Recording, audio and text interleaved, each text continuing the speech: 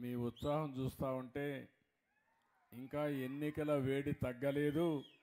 చాలా ఉత్సాహంగా ఉన్నారు. చాలా ఆనందంగా కూడా కనపడుస్తున్నారు. ఈరోజు మీరెంత జోష్లో ఉన్నారో ఇది శాశ్వతంగా ఉండాలని మనస్ఫూర్తిగా ఆకాంక్షిస్తున్నా. దీనికోసం పనిచేస్తున్నామని చెప్పి కూడా నేను మీకు తెలియజేస్తున్నా. సభాధ్యక్షులు గౌరవనీయులు స్థానిక శాసనసభ్యులు శ్రీనివాసులు గారు, పార్లమెంటు సభ్యులు గౌరవనీయులు లక్ష్మీనారాయణ గారు, సహచర మంత్రివర్గ సభ్యులు ఫైనాన్స్ మినిస్టర్ అయినటువంటి గౌరవనీయులు పయ్యావుల కేశవ్ గారు, ఇప్పుడే నేను 2 ఇండ్లకు పోయి వచ్చాను. పాల్తూర్ రుద్రమ్మ కొరబ కమ్యూనిటీ, ఆవిడికి 2 పిల్లలు ఉన్నారు కానీ పెద్దగా ఆదాయం లేదు. ఆ ఆడబిడ్డకి దగ్గర 4,000 రూపాయలు నెలకు ఈ ప్రభుత్వం పింఛనిస్తూ ఉంటే వాళ్ళ ఇంటికి వెళ్ళి నేరుగా నేనే ఈరోజు డిస్ట్రిబ్యూట్ చేశాను, పరామర్శించాను. దివ్యాంగురాలైనటువంటి ఇంకొక ఆడబిడ్డ కూడా పింఛన్లు ఇస్తున్నాం. ఈరోజు ఇవన్నీ చూసినప్పుడు నేనేదైతే ప్రతిపక్ష నేతగా ఏప్రిల్ 11వ తారీఖు వచ్చాను, కొంతమంది తమ్ముళ్ళకి జ్ఞాపకం ఉంటుంది, కనేకల్కి వచ్చాను. ఆ రోజు 11 వచ్చాను, మళ్ళీ ఈరోజు వచ్చాను. అయితే ఈరోజు మిమ్మల్ని అందరినీ చూసినప్పుడు ఆ రోజు 11వ తారీఖు వచ్చాను కాబట్టి మీరందరూ కలిసి 11 నెంబరే అపోజిషన్ పార్టీకి ఇచ్చే పరిస్థితికి వచ్చారు. ఇవన్నీ శాశ్వతంగా గుర్తుండే గుర్తులు. ఆ రోజు నేను ఒక మాట చెప్పాను మీ అందరికీ, కూటమిని గెలిపించండి, మీ పొలాలకు నీళ్లు తీసుకొస్తానని నేను చెప్పాను. మన గ్రామాలకు మంచి రోడ్లు వస్తాయని కూడా హామీ ఇచ్చాను. మన బిడ్డలకు ఉద్యోగాలు వస్తాయని కూడా చెప్పాను. అదే మరిగా భూ కబ్జాలు చేసే వాళ్ళ భరతం బట్టి మీ భూములకు రక్షణిస్తానని చెప్పి కూడా చాలా స్పష్టంగా హామీ ఇచ్చాను. మళ్ళీ రాయలసీమ రాళ్లసీమ కాదు, రతనాల సీమగా చేసే బాధ్యత మాదని చాలా స్పష్టంగా హామీ ఇచ్చాను. ఆ ఉత్సాహమే ఈరోజు మీ అందరిలో బ్రహ్మాండమైన మెజారిటీ గెలిపించారు. 45 సంవత్సరాలుగా తెలుగుదేశం పార్టీ ఉంది. నేను కూడా రాజకీయాల్లో ఉన్నా, నేనేం కొత్త కాదు. కానీ ఎప్పుడూ లేనంత గెలుపు మీరు సాధించారంటే నిలబడిన ప్రతి ఒక్కరిని గెలిపించారు. 93% గెలిపించిన ఘనత, 57% ఓట్లేసి గెలిపించిన ఘనత మీకే దక్కిందని చెప్పి మరొక్కసారి మీ అందరికీ విజ్ఞప్తి చేస్తున్నా. అయితే ఒక ఆశయం కోసం, ఒక ఆలోచనతో మీరందరూ ఓట్లేశారు. అప్పటి వరకు దోపిడీ చేసిన ప్రభుత్వాన్ని ఇంటికి పంపించి మళ్ళీ మీ ఆశల్ని ఏ ప్రభుత్వం అయితే నెరవేరుస్తుందో ఆ ప్రభుత్వానికి పెత్తనం కట్టే పరిస్థితికి మీరు అందరూ వచ్చారు. నాకెప్పుడో అనంతపూర్ జిల్లా అంటే ఒక ప్రత్యేకమైన అభిమానం. అనంతపూర్ జిల్లాలో రాయదుర్గ్ అంటే ఇంకా ఎక్కువ అభిమానం ఉండే నియోజకవర్గం. దీనికి కారణం అనంతపూర్ జిల్లానే వెనుకబడిన జిల్లా, రాయదుర్గం అయితే ఇంకా బాగా వెనుకబడిపోయిన ప్రాంతం. ఇప్పుడే ఎమ్మెల్యే చెప్పాడు, దేశంలోనే ఇలాంటి ప్రదేశం ఉండదు. ఒక స్థాయిలో అయితే నేను ముఖ్యమంత్రి 14లో ఈ యొక్క రాయదుర్గ ప్రాంతంలో ఎడారిగా మారిపోతుందంటే ఎడారిగా మారిపోకుండా ఉండడానికి ఏం చేయాలనో అలాంటి కార్యక్రమాలు చేపట్టాను. ఇప్పుడు కూడా ఇప్పుడే చెప్పాడు, మళ్ళీ కొన్ని ప్రాంతాల్లో ఎడారి సూచనలు ఉన్నాయని చెప్పారు. నేను ఒకటే చెప్తున్నా, ఎడారి కానీయను, ఈ రాయదుర్గని అన్ని విధాలా ఆదుకొని మీ జీవితాల్లో వెలుగు తీసుకొచ్చే బాధ్యత మేము తీసుకుంటామని చెప్పి కూడా నేను మీకు తెలియజేస్తున్నా. అందుకని ఆ రోజే మొత్తం మీరు చూస్తే ఒక్క అంద్రి నీవా పైన 4,500 కోట్లు ఖర్చు పెట్టాం. రాయలసీమలో 12,500 కోట్ల రూపాయలు ఒక్క ఇరిగేషన్ కోసం ఖర్చు పెట్టాం. ఏదే జీడిపల్లి భైరవాని తిప్ప ఎత్తిపోతల పథకానికి 968 కోట్ల రూపాయలు మంజూరు చేసి 35% పనులు కూడా పూర్తి చేశాం. మళ్ళీ ఈ నియామకాలు సాక్షిగా చెప్తున్నా, దీన్ని పూర్తి చేసే బాధ్యత ఈ ప్రభుత్వం తీసుకుంటామని చెప్పి కూడా నేను మీకు తెలియజేస్తున్నాను. అదే సమయంలో ఇక్కడికి వచ్చినప్పుడు ఇప్పుడే నేను ఆంజనేయ స్వామిని కూడా చూశాను. ఏదైనా మనం ఒక మంచి కార్యక్రమాన్ని చేస్తే ముందు ఆంజనేయుని తలుచుకుని అక్కడి నుంచి పని ప్రారంభిస్తాం. నేను కూడా మీ ఊరి అభివృద్ధి కోసం, ఈ ప్రాంత అభివృద్ధి కోసం నాకు ఆ శక్తిని, ధైర్యాన్ని, తెలివితేటలిమ్మని ఆంజనేయ స్వామిని ప్రార్థించి ఇక్కడికి వచ్చాను. నేను నా లెక్క ప్రకారం తిరుగు లేకుండా మనం ముందుకు పోయే పరిస్థితి వస్తుంది, దాంట్లో అనుమానం లేదు. నేను ఒకటే ఆలోచిస్తున్నాను, నేను ఎప్పుడూ పేదల పక్షాన ఉండాలని చెప్పేది నా ఆలోచన. ఏ నిరుపేదలైతే ఉన్నారో, ఎవరైతే కష్టాల్లో ఉన్నారో వాళ్ళకి పూర్తిగా అండగా ఉండాలనే ఉద్దేశంతో ఈ ప్రభుత్వం పనిచేస్తున్నాం. నేను ఎన్నికల కంటే ముందు చెప్పాను, ఆ రోజు నేను మీకు ఇచ్చిన హామీ పింఛన్లు పెంచుతానని చెప్పాను. పింఛను కూడా ఏప్రిల్ నుంచి ఇస్తానని మీకు హామీ ఇచ్చాను. ఈరోజు మీరు చూస్తే 4,000 రూపాయలు, 3,000 రూపాయల నుంచి 4,000 రూపాయలు ఒకేసారి పెంచి ఏప్రిల్, మే, జూన్ 3 నెలలకు కూడా ఒకేసారి మీకు పింఛన్లు అందించాను. మీరు ఒకసారి గుర్తుపెట్టుకోవాలి, ఈ పింఛన్లు పెట్టింది నందమూరి తారక రామారావు గారు 35 రూపాయలతో 84, 85లో పెట్టారు. ఆ తర్వాత నేను వచ్చిన తర్వాత దాన్ని 70 రూపాయలు చేశాను. మళ్ళీ నేను ముఖ్యమంత్రి అయిన తర్వాత 2014-15లో 200 నుంచి 2,000 రూపాయలు పెంచింది తెలుగుదేశం ప్రభుత్వం నేను ముఖ్యమంత్రిగా ఉన్నప్పుడు. ఇప్పుడు మళ్ళీ 3,000 నుంచి 4,000 చేశాను. 64 లక్షల మందికి ఇస్తున్నాం. 5 నెలల్లో మీరు చూస్తే 18,000 కోట్ల రూపాయలు ఈ విధంగా పేదవాళ్ళకి ఇచ్చామంటే నాకు అనిపిస్తుంది నా జీవితం ధన్యమైందని చెప్పి కూడా నేను మీకు తెలియజేస్తున్నా. పేదవాళ్ళకు న్యాయం చేశాను కాబట్టి 64 లక్షల మందికి 2,709 కోట్ల రూపాయలు నెలకిస్తున్నాం. ఇది చూస్తే 33,099 కోట్ల రూపాయలు సంవత్సరానికి ఒక్క పింఛన్ల మీద ఖర్చు పెట్టే ఏకైక ప్రభుత్వం భారతదేశంలో ఎన్డీఏ ప్రభుత్వం, రాష్ట్ర ప్రభుత్వం అని చెప్పి కూడా నేను మీకు తెలియజేస్తున్నా. ఇంకో పక్కన మీరు చూస్తే ఓసారి ఇక్కడ మీరున్నారు, పక్కన కర్ణాటకకి వెళ్తారు, మళ్ళీ ఒక నెల మీరు పింఛన్ తీసుకోకపోతే ఆ పింఛన్ క్యాన్సిల్ అయిపోతుంది. కానీ నేను ఈరోజు ఆలోచించింది, ఒక నెల తీసుకోకపోయినా, 2 నెలలు తీసుకోకపోయినా, 3వ నెలలో 3 నెలల పింఛను మీకు ఇచ్చే ఏర్పాటు చేశానని చెప్పి కూడా నేను మీకు తెలియజేస్తున్నాను. దీనిపైన ఈరోజు మీరు చూస్తే దగ్గర 17 కోట్ల రూపాయలు అదనంగా దీనికి ఇచ్చే పరిస్థితికి వచ్చాం.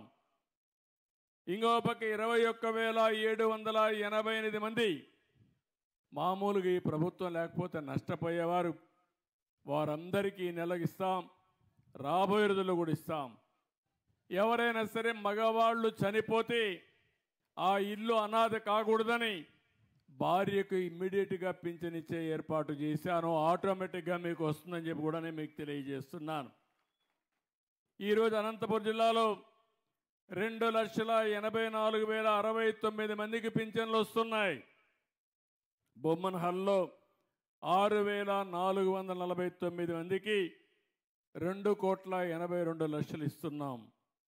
నెమకల్గమలో 306 మందికి 13,85,000 నెలకు పింఛన్లు ఇచ్చే పరిస్థితి తీసుకొచ్చాం. ఇలాంటి కార్యక్రమాలు చేసి ఎక్కడికక్కడ మీరు ఒక్కసారి చూస్తే ఎక్కడా దేశంలో మరిగి ఇవ్వడం లేదు. దగ్గర 4,000, 6,000, 10,000, 15,000 రూపాయలు వాళ్ళకుండే సమస్యను బట్టి పేదవాళ్లకు సహాయం చేసే ప్రభుత్వం ఈ ఎన్డీఏ ప్రభుత్వం అని చెప్పి కూడా నేను మీకు తెలియజేస్తున్నా. మీరు ఇక్కడ ఉన్నారు, పక్క రాష్ట్రం కొద్దిగా బార్డర్కి వెళ్తే కర్ణాటక వస్తుంది. మీరందరూ కూడా కన్నడలోనే మాట్లాడుతున్నారు. ఈరోజు మీరు ఒక్కసారి చూసినప్పుడు కర్ణాటకలో 1,200 ఇస్తారు. నేను ఇచ్చేది 4,000 రూపాయలు ప్రారంభమే. పక్కన బార్డర్ దాటితే 1,200. మీకు ఈ వ్యత్యాసం కనపడతా ఉందా లేదా అని మిమ్మల్ని అడుగుతున్నా. ఈరోజు కేరళలో 1,600, ఒరిస్సాలో 700, తెలంగాణలో 2,016, మధ్యప్రదేశ్, ఉత్తరప్రదేశ్లో, వెస్ట్ బెంగాల్లో 1,000 రూపాయలే. అంటే పేదల పట్ల ఏ విధంగా ఆలోచిస్తున్నాం? 64 లక్షల కుటుంబాలని మీరు ఉద్యోగంలో ఉంటే ఏ విధంగా జీతం వస్తుందో మొదటి తారీఖున మీ ఇంటికి వచ్చి మళ్ళా మీకు ఆ పింఛన్ ఇచ్చిన తర్వాత నేను రాబోయే రోజుల్లో మళ్ళా మీకు ఫోన్ చేస్తా. ఎవరైనా కానీ ఎక్కడైనా ఆలసత్వం వహిస్తే వాళ్ళపైన చర్య తీసుకోవాలని ఆలోచన చెప్తున్నాను. నేను ఒక పవిత్రమైన భావంతో, పవిత్రమైన ఉద్దేశంతో మీకు పింఛన్ ఇచ్చినప్పుడు దాన్ని సక్రమంగా మీకు అందజేసి మీకు న్యాయం చేసే బాధ్యత ఈ అధికార యంత్రాంగానికి అప్పచెప్పానని చెప్పి కూడా నేను మీకు తెలియజేస్తున్నా. ఒక్క పైసా అవినీతి ఉండదు. ఎక్కడో సచివాలయంలో కూర్చోవడం కాదు, రచ్చబండ మీద కూర్చోవడం కాదు. నేరుగా మీ ఇంటికి రావాలి, మిమ్మల్ని ఆప్యాయంగా పలకరించాలి, మీకు ఇవ్వాల్సిన డబ్బులు మీకు ఇచ్చి, నేను అందుకే ఒక కార్యక్రమం పెట్టాను, పేదల సేవలో అన్నాను. అంటే ఉద్దేశం ఏంటంటే ప్రతి నెల మొదటి తారీఖున ప్రతి ఒక్కరూ ఆలోచించాల్సింది ఈ పేదవాళ్ళ గురించి ఆలోచించాలి. వాళ్ళు ఆలోచించడం అంటే వారి ఇంటికి వచ్చి వారి కష్టాలు చూస్తే వాడు పడే కష్టాలు మనకు అర్థమవుతాయి. దానివల్ల ఇంకా బాగా చేసే అవకాశం వస్తుందని చెప్పి కూడా నేను మీకు తెలియజేస్తున్నా. అందుకని ఇలాంటి పవిత్రమైన కార్యక్రమానికి శ్రీకారం చుట్టాం. ఈరోజు నేను ఒకటే మీ అందరికీ విజ్ఞప్తి చేస్తున్నాను. నేను కష్టపడేది మీకోసం. నేను ఎన్నికల కంటే ముందు ఒక మాట చెప్పాను, పేదవాళ్లకు న్యాయం చేస్తాను, కష్టపడి సంపాదిస్తాం. కష్టపడి సంపాదన చేయాలంటే అభివృద్ధి జరగాలి, సంపద సృష్టించాలి. దానివల్ల ఆదాయం పెరుగుతుంది. పెరిగిన ఆదాయాన్ని మళ్ళీ ఈ పేదవాళ్ళకు ఖర్చు పెట్టడానికి నేను నిరంతరం శ్రద్ధగా ఉంటాను, నిరంతరం శ్రమిస్తానని చెప్పి మరొక్కసారి మీ అందరికీ హామీ ఇస్తున్నా. ఇది ప్రారంభం మాత్రం. ఇలాంటి కార్యక్రమాలు ఇంకా ఎక్కువ చేయాల్సిన అవసరం ఉంది. మనస్సుంది, కానీ సమస్యలు కూడా బోలెడన్ని సమస్యలు ఉన్నాయి. నేను 4వసారి ముఖ్యమంత్రిని. సమైక్య ఆంధ్రప్రదేశ్లోనే ఎవరూ లేనంత కాలం నన్ను ముఖ్యమంత్రిగా పెట్టిన ఘనత మీదే. అప్పటి నుంచి మీరు చూస్తున్నారు, ఏదైనా అభివృద్ధి జరిగిందంటే దానికి చిరునామా తెలుగుదేశం ప్రభుత్వం. దాన్ని ప్రారంభించిన నాయకుడు నందమూరి తారక రామారావు గారని చెప్పి కూడా నేను మీకు తెలియజేస్తున్నా. ఈరోజు ప్రభుత్వంలో అన్ని వ్యవస్థలు నిర్వీర్యమైపోయినాయి. విధ్వంస పాలన అయ్యే పరిస్థితి వచ్చింది. తవ్విన కొద్దీ తప్పులున్నాయి. ఎక్కడ చూసినా అప్పులైపోయినాయి. వాళ్ళు చేసిన పాపాలన్నీ బయటపడుతున్నాయి. 10 లక్షల కోట్ల రూపాయలు అప్పు చేశారు.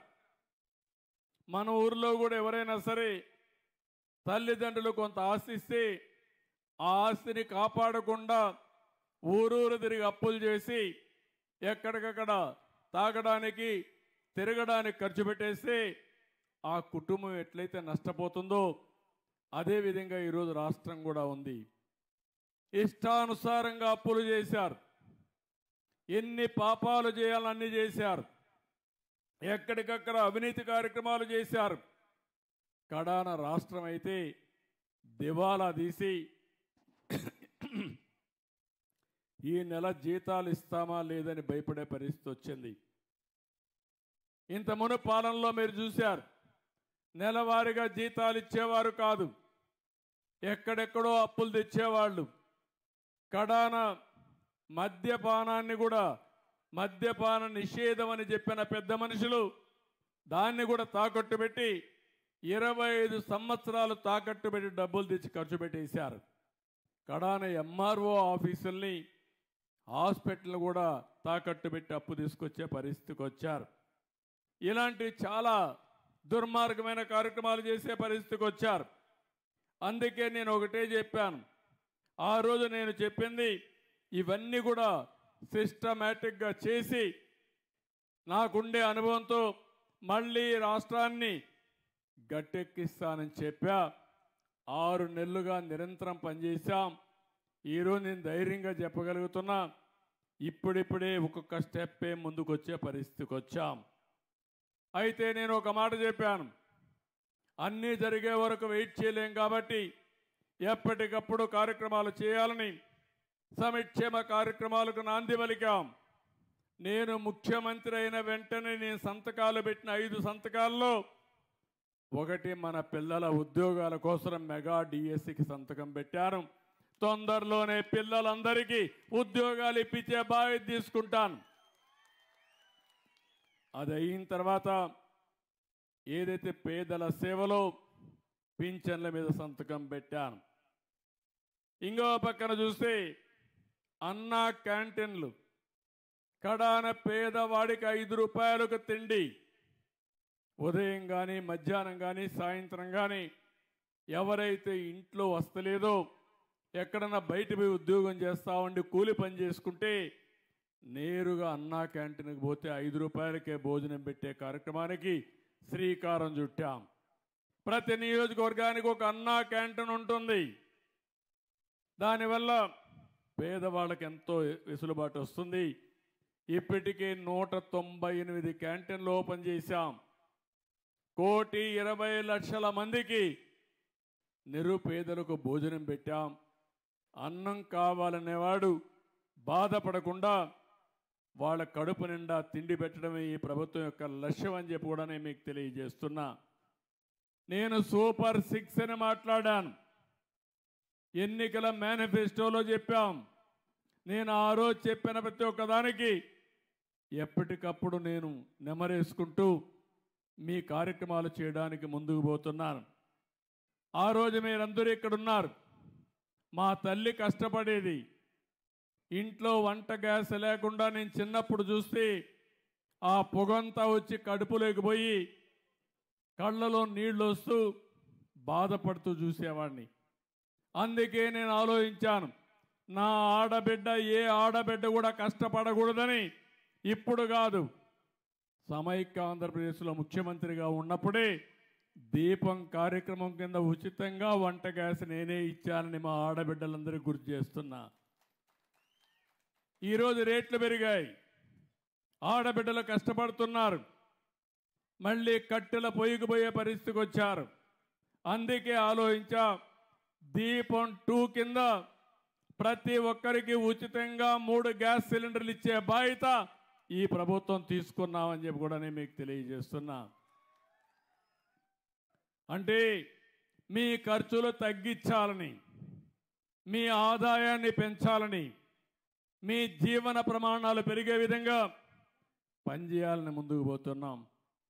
ఎవరికి గ్యాస్ కనెక్షన్ కావాలన్నా ఈ డబ్బులు 3 గ్యాసులు 3 సిలిండర్లు ఉచితంగా కావాలంటే 2 నిబంధనలు. ఒకటి ఆధార్ ఉండాలి, రెండోది రేషన్ కార్డు ఉంటే ఆటోమేటిక్గా ఇస్తున్నాం. దానికి శ్రీకారం చుట్టాం. గవర్నమెంట్ ఆఫ్ ఇండియా అయితే గట్టిగా చెప్పినా కూడా వినకుండా ఇప్పుడు మేము చేయలేమన్నారు. అన్ని రాష్ట్రాలు ఒక పద్ధతి పెట్టారు. అందుకనే ఈరోజు ఆలోచిస్తున్న ఇంకా వాళ్ళ మీద నెగోషియేట్ చేస్తున్నాం.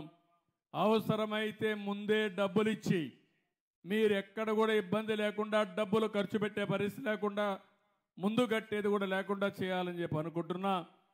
అది కూడా తొందరలోనే వస్తుంది. కానీ ఈరోజు ఎవరైతే డబ్బులు మీరు పెట్టి గ్యాస్ తీసుకుంటే 48 గంటల్లో మీ అకౌంట్లో ఆ డబ్బులు వేసే బాధ్యత మేము తీసుకుంటామని చెప్పి కూడా నేను మీకు తెలియజేస్తున్నాను. ఇప్పటికే 50 లక్షల మంది బుక్ చేసుకున్నారు. ఇంకా మిగిలిన అర్హులందరికీ ఈ గ్యాస్ ఇచ్చే బాధ్యత మేము తీసుకుంటాం. 2684 కోట్ల రూపాయలు దీనికి ఖర్చు అయ్యే పరిస్థితి వస్తుంది. ఇంకా ఎక్కువైనా పర్వాలేదు కానీ ఇస్తామని చెప్పి కూడా నేను మీకు తెలియజేస్తున్నా. ఇంకో పక్కన ల్యాండ్ టైటిలింగ్ యాక్ట్ రద్దు చేశాం. ఇంకో పక్కన ఎవరైనా సరే ఒకటే చెప్తున్నాను, భూ కబ్జాలు చేసే వాళ్లకు మాత్రం హెచ్చరిస్తున్నా. అందుకే యాంటీ ల్యాండ్ గ్రాబింగ్ యాక్ట్ కూడా తీసుకొచ్చాను. మీ భూమి ఎవడైనా కబ్జా చేసినా జోలుకొస్తే తాట తీసే బాధ్యత ఈ ప్రభుత్వం తీసుకుంటామని హెచ్చరిస్తున్నా. ఇంతమను రికార్డులే తారుమారు చేశారు. మీ భూమికి రక్షణ లేకుండా పోయింది. ల్యాండ్ ప్రొటెక్షన్ యాక్ట్ను ఒకటి తీసుకొచ్చి మొత్తం కబ్జాలు చేస్తూ ఇష్టానుసారంగా భూములన్నీ రికార్డులు మార్చేసే పరిస్థితికి వచ్చారు. నాకు వచ్చే పిటిషన్లు మీరు చూస్తే 40 నుంచి 50% పిటిషన్లు భూ సమస్యలే వస్తున్నామంటే భూ బకాసురులు ఏం చేశారో ఒక్కసారి మీకు అర్థమవుతుంది. ఇప్పుడే మీరు చూశారు, మద్యం పైన చెక్ పెట్టాం. ఒకప్పుడు మీరు చూస్తే నాసి రకం మందు వచ్చేది. మీరు పక్కన పోయి కర్ణాటక పోయి మందు తాగేవాళ్ళు. ఇప్పుడు ఆ బాధ లేదు. ఇక్కడే స్వేచ్ఛగా తాగే విధంగా ఏదైతే ఉందో నాణ్యమైనది కర్ణాటకలోతో సమానంగా ఇక్కడ కూడా మద్యం రేట్లు తగ్గించడమే కాకుండా ఎక్కడ కూడా నాసి రకం మందు ఇవ్వకుండా మీ ఆరోగ్యాన్ని కాపాడే బాధ్యత తీసుకున్నాం. ఈరోజు మనం చేయగలిగామంటే ఆ రోజు చేయలేకపోయారంటే దీనికి కారణం లాలూచి చేశారు. మద్యం తయారీ దగ్గర నుంచి ఎక్కడైనా షాపులో అమ్ముకునే వరకు వాళ్ళ మనుషుల్ని పెట్టి వచ్చిందంతా దోచుకున్నారు. సొంత ఖజానాకు పోయింది. ఇప్పుడు మీకందరికి కూడా మద్యం ధరలు రేషనలైజ్ చేయడమే కాకుండా నాణ్యమైన మద్యం ఇచ్చి ఈరోజు మీరు ఒకసారి చూస్తే ప్రభుత్వ ఆదాయానికి కూడా పెరిగే పరిస్థితి వచ్చింది. ఆ ఆదాయం వస్తే మళ్ళీ ఈ సంక్షేమ కార్యక్రమాలకే ఉపయోగపడతాయని చెప్పి కూడా నేను మీకు తెలియజేస్తున్నాను. మద్యం దోపిడీకి అడ్డుకట్టేశాం. నేను ఇంకొక మాట కూడా చెప్తున్నాను, ఎవరైనా సరే ఎక్కడైనా బెల్ట్ షాపులు పెడితే మాత్రం నేను కూడా బెల్ట్ తీయాల్సి వస్తుంది, జాగ్రత్తగా ఉండమని హెచ్చరిస్తున్నా. నేను చాలా స్పష్టంగా ఉన్నాను, మద్యం జోలికి ఎవరు రాకూడదు. ఎవరైతే షాపులు తీసుకున్నారో వాళ్ళు అమ్ముకోవడం తప్ప ఏ నాయకుడు కానీ ఏ దందాలు చేసేవాళ్ళు కానీ అందులో ఇన్వాల్వ్ అయితే మాత్రం నేను ఎవరిని వదిలిపెట్టనని చెప్పి మరొక్కసారి హెచ్చరిస్తున్నా.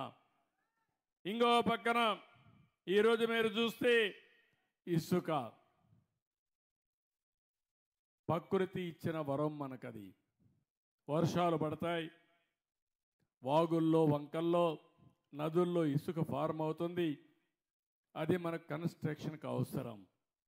దీన్ని కూడా వ్యాపారం చేసుకున్నారు. దీన్ని కూడా ఆ రోజు ఇసుక అంతా కూడా దందాలు చేసి పెద్ద ఎత్తున నాశనం చేసే పరిస్థితికి వచ్చారు. వీళ్ళు 1000 కోట్లు సంపాదించుకున్నారు. పేదవాళ్ళకి ఇసుక దొరక భవన నిర్మాణ కార్మికులు 40 లక్షల మంది ఉపాధి లేకుండా నానా అవస్థలు పడే పరిస్థితికి వచ్చారు. నేను ఈరోజు అందుకనే ఒకే హామీ ఇచ్చాను. మీ ఊర్లో ఇసుకుంది, తెచ్చుకునే స్వేచ్ఛ మీకు ఇచ్చాను. మీ ట్రాక్టర్ తీసుకెళ్ళండి, మీరే ఇసుక తెచ్చుకోండి. ఎవరైనా అడ్డం వస్తే నా పేరు చెప్పండి, అవసరమైతే నిలదీయండి, తాట తీస్తామని చెప్పండి. ఇది ప్రభుత్వం ఇచ్చిన స్వేచ్ఛ మీకు. ఇది ఎవడైనా అడ్డం వస్తే మాత్రం ఏం భయపడక్కర్లేదు. 2వ గేర్లో పోతా ఉంటే 4వ గేర్లో మార్చి స్పీడ్ పెంచండి, ఏం కాదు. నేను ఈ పేదవాళ్ళ ప్రభుత్వం ఇది. ప్రకృతి పరంగా ఇచ్చిన ఇసుక మీ హక్కు తప్ప ఈ పెత్తందారులకు ఆ హక్కు లేదని చెప్పి మరొక్కసారి మీ అందరికీ విజ్ఞప్తి చేస్తున్నా. అందుకే మీరు ఫ్రీగా ముందుకు వెళ్ళండి. ఎక్కడైనా ఇసుక దొరక్కపోతే ప్రభుత్వం అక్కడ మనుషులు పెట్టి ఇసుక తీయిస్తారు, కానీ అది కూడా మీరు ట్రాక్టర్ తీసుకపోయినా దాంట్లో ఇస్తారు, లారీ తీసుకపోతే ఇస్తారు. అది కూడా తక్కువ ధరతో చేయడానికి నేను ప్రయత్నం చేస్తున్నా. మీకంటే అది తక్కువ, మీరే చేసుకుంటే తక్కువ ధరకు వస్తే మీరే చేసుకోండి. ఎవ్వడు అడ్డుపడడు. ఎక్కడ దొరికితే ఇసుక అక్కడ తెచ్చుకునే స్వేచ్ఛ మీకు ఇచ్చానని చెప్పి కూడా నేను మీకు తెలియజేస్తున్నా. ఇంకో పక్కన ఈరోజు మీరు ఒకసారి చూస్తే ఎక్కడ చూసినా గంజాయి పంట బాధేస్తుంది. డ్రగ్స్, పిల్లలు ఏమైపోతారో నా ఆందోళన కలుగుతుంది. ఎప్పుడైతే డ్రగ్స్ తీసుకున్న వ్యక్తి, గంజాయి తీసుకున్న వ్యక్తికి భార్య తల్లికి వ్యత్యాసం తెలియదు. వాళ్ళలోకి దుర్మార్గులు వస్తారు. అలాంటిది రాష్ట్రంలో గంజాయి రాజధానిగా విశాఖపట్నాన్ని చేసి ఎక్కడ చూసినా పంట పండించే పరిస్థితికి వచ్చారు. 5 ఏళ్లుగా ఒక్కసారి కూడా యాక్షన్ తీసుకోలేదు. పోరాడితే కేసులు పెట్టారు. ఈరోజు నేను చెప్తున్నా, ఎవడైనా సరే గంజాయి కానీ ఎక్కడన్నా పండించిన గంజాయి తెచ్చి అమ్మినా అదే మీకు చివరి రోజున మరొక్కసారి హెచ్చరిస్తున్నా. డ్రోన్స్ పెట్టాను, ఎక్కడికక్కడ డ్రోన్లన్నీ వచ్చి చూస్తున్నాయి. దానికి కూడా పేరు డేగా అని పెట్టా, ఈగలని పేరు పెట్టా. రాష్ట్రం మొత్తం డేగ కన్ను పెట్టాం. ఎవరైనా సరే గంజాయి పండించినా, గంజాయి అమ్మినా, మత్తు పదార్థాలు అమ్మినా కబద్దార్ జాగ్రత్తగా ఉండమని మరొక్కసారి ఆంజనేయ స్వామి సాక్షిగా హెచ్చరిస్తున్నా. ఎందుకంటే సమాజ హితం కోసం పనిచేస్తున్నా. దానికి ఒక కమిటీ వేశాం, ఈగలనే ఫోర్స్ కూడా పెట్టాం. దీన్ని లాజికల్గా తీసుకెళ్తామని చెప్పి కూడా నేను మీకు తెలియజేస్తున్నా. ఈ రాష్ట్రంలో ల్యాండ్ మాఫియా లేకుండా చేస్తాం, శాండ్ మాఫియా లేకుండా చేస్తాం, గంజాయి మాఫియా లేకుండా చేస్తాం. కడాన పేదవాళ్ళకి ఇచ్చే రైసు కూడా, పేదవాళ్ళకి 2 రూపాయలకి ఉచితంగా బియ్యం ఇస్తే ఆ బియ్యాన్ని కూడా రీసైక్లింగ్ చేస్తున్నారు దొంగలు. దాన్ని కూడా మీకు చౌకగా 10 రూపాయలు ఇచ్చేసి 6 రూపాయలు 7 రూపాయలు మీకు ఇచ్చి ఆ బియ్యం తీసుకుపోయి విదేశాలకు అమ్ముకునే పరిస్థితికి వచ్చారు దుర్మార్గులు. నేను అందుకే చెప్తున్నా, ఎవరైతే రీసైక్లింగ్ చేస్తున్నారో మిమ్మల్ని కూడా హెచ్చరిస్తున్నా, వదిలిపెట్టడం జాగ్రత్తగా ఉండమని హెచ్చరిస్తున్నానని చెప్పి కూడా నేను మీకు తెలియజేస్తున్నా. పేదవాళ్ళు కొంతమంది ఆ బియ్యం తినే అలవాటు లేదు కాబట్టి పోతే పోయిందని మీరు అనుకుంటున్నారు, కానీ కొంతమంది దుర్మార్గులు తయారవుతున్నారు. దీనిపైన కూడా ఆలోచిస్తున్నా. ఏ విధంగా చేస్తే ఈ సమస్య పరిష్కారం అవుతుందో, పేదవాళ్లకు న్యాయం జరుగుతుందో దానికి కూడా ప్రయత్నం చేస్తాం. ఎక్కడ చూసినా మాఫియాల రాజ్యంగా తయారైపోయింది, దోపిడీ రాజ్యంగా ముందుకు పోయారు. ఇవన్నీ ప్రక్షాళన చేయడానికి కొంత సమయం పడతా ఉంది. ఇంకో పక్కన చెత్త మీద పన్నేశారు. 83 లక్షల మెట్రిక్ టన్నులు చెత్తంతా పేరకపోయింది. గ్రామాల్లో మీరు చూస్తే ఎక్కడికక్కడ చెత్తంతా రోడ్డు మీద వేసే పరిస్థితికి వచ్చారు. నేను అప్పట్లోనే దగ్గర దగ్గర 10,000 12,000 వేస్ట్ కాంపోస్ట్ అని షెడ్లు కట్టి అక్కడ ఎరువులు తయారు చేసి మళ్ళా పొలాలకు పంపించడం, సీసాలు ఇవన్నీ ఉంటే రీసైక్లింగ్ పంపించే ఏర్పాటు చేశాం. అవన్నీ మళ్ళీ పరిశుభ్రమైన గ్రామాలు చేస్తాం. ఎక్కడికక్కడ ఏ గ్రామం చూసినా ఒక పరిశుద్ధమైన గ్రామంగా, క్లీన్ విలేజ్గా తయారు చేసే బాధ్యత ఈ ప్రభుత్వం తీసుకుంటాం. ఈరోజు నేను ఈ గ్రామానికి వస్తే మెజారిటీ అంతా కూడా బీసీలే.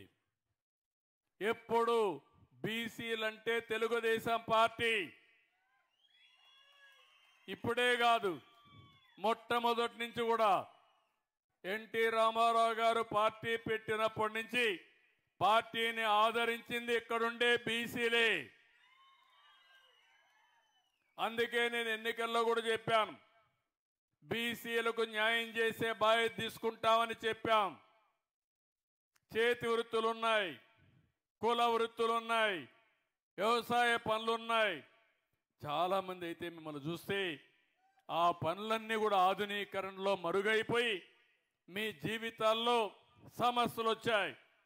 అందుకే మళ్ళీ మీకు న్యాయం చేసే బాధ్యత తీసుకుంటాం. ఇక్కడ మనం చూస్తే బోయలున్నారు, వాళ్ళకి చాలా సమస్యలు ఉన్నాయి. అందుకే ఈసారి మీరు చూసినప్పుడు ఇక్కడ ఎమ్మెల్యే ఎంపీ ఇద్దరు కూడా బోయ కులానికి ఇచ్చామంటే అది తెలుగుదేశం పార్టీ. లక్ష్మీనారాయణ గారు ఒక పక్కన, కాలువ శ్రీనివాసులు గారు ఇంకొక పక్కన అనంతపూర్ కానీ కర్నూలు కానీ ఏదైతే కురబ కులస్తులకు ఇచ్చాం, ఎమ్మెల్యేగా మంత్రిగా జిల్లాలో కురబకి ఇచ్చామంటే అది తెలుగుదేశం పార్టీ. పేదల పట్ల బీసీల పట్ల ఉండే సానుకూలత అని చెప్పి కూడా నేను మీకు తెలియజేస్తున్నా. ప్రతి ఒక్క కులాన్ని పైకి తీసుకురావడానికి ఆలోచిస్తున్నాను. గీత కార్మికులు వాళ్ళంతా కూడా ఒకప్పుడు కళ్ళు గీసేవాళ్ళు, చిన్న చిన్న సారా అంగుళ్ళు పెట్టుకునేవాళ్ళు. ఇప్పుడు మొత్తం పోయినాయి. అందుకే రాష్ట్రంలో 10% మద్యం షాపులన్నీ గీత కార్మికులకే కేటాయిస్తున్నాను. అర్చకులు ఉన్నారు, చాలా ఇబ్బందుల్లో ఉన్నారు. అందుకే అర్చకులందరికీ 10,000 రూపాయల నుంచి 15,000 రూపాయలు జీతాలు పెంచాం. దేవాలయాల్లో నాయి బ్రాహ్మణులు పనిచేస్తారు, వాళ్ళకు 15,000 వచ్చేది, అది 25,000 రూపాయలు చేశాను. ధూప దీప నైవేద్యం కింద ఆలయాలకు ఆర్థిక సహాయం 5,000 నుంచి 10,000 రూపాయలకు చేశాం. చేనేత కార్మికులకు జీఎస్టీ ఎత్తివేశాం. ఇల్లు కట్టుకుంటే 50,000 అదనంగా ఇచ్చే పరిస్థితి తీసుకొచ్చాం. ఇప్పుడే నేను వస్తా ఉంటే తమ్ముళ్ళు అందరూ కనపడ్డారు. ఏం తమ్ముళ్ళు ఫోన్లు ఎన్ని ఉన్నాయని అడిగా. మనిషికి ఒక ఫోన్ ఉంది. ఇంట్లో అందరికీ మనిషికి ఒకటి ఉందా, లేకుంటే నీ ఇంట్లో నీకే ఉందంటే కాదు మా ఇంట్లో అందరికీ ఉందనే పరిస్థితికి వచ్చారు. ఈరోజు సెల్ ఫోన్స్ అందరికీ ఉన్నాయా లేదా? ఉన్నాయంటే పైకి చేతులు పైకి ఎత్తండి, చూపించండి మీ ఫోన్లన్నీ. అందరి దగ్గర ఫోన్లు ఉన్నాయి. రేపు రాబోయే రోజుల్లో మీరు ఏ ఆఫీసుకి పోయే పనే ఉండదు. ఏ పని కావాలన్నా మీ సెల్ ఫోన్లో ఒక మెసేజ్ పెడితే మీకు అర్హత ఉంటే నేరుగా పనిచేసి మళ్ళీ మీ సెల్ ఫోన్లో పెట్టే బాధ్యత నాదని మీ అందరికీ హామీ ఇస్తున్నా. ఒక్క పని కాదు, రెవెన్యూలో పుట్టిన తేదీ డేట్ ఆఫ్ బర్త్ సర్టిఫికేట్ కావాలన్నా, లేకపోతే డెత్ సర్టిఫికేట్ కావాలన్నా, లేకపోతే క్యాస్ట్ సర్టిఫికేట్ కావాలన్నా, నేటివిటీ సర్టిఫికేట్ కావాలన్నా, ఏదైతే రెవెన్యూ తరపున కొన్ని ఉన్నాయి మనకు, ఏదైతే అడంగలని ఇలాంటివన్నీ కూడా ఇవ్వాలన్నా నేరుగా ఆఫీసుకు పోయే పని లేదు. మీరు మెసేజ్ పెడితే తిరిగి మళ్ళీ మీకు అందుబాటులో పెట్టే బాధ్యత నాదని మీ అందరికీ హామీ ఇస్తున్నా. ఇదే కాకుండా దేవాలయాల్లో ఎక్కడన్నా పూజకు పోవాలంటే ముందుగానే రిజర్వేషన్ చేసుకుని నేరుగా దేవుడు దర్శనం చేసుకొని రావడం, రూములు బుక్ చేసుకోవాలంటే చేసుకోవడం అన్నీ పెడతాం.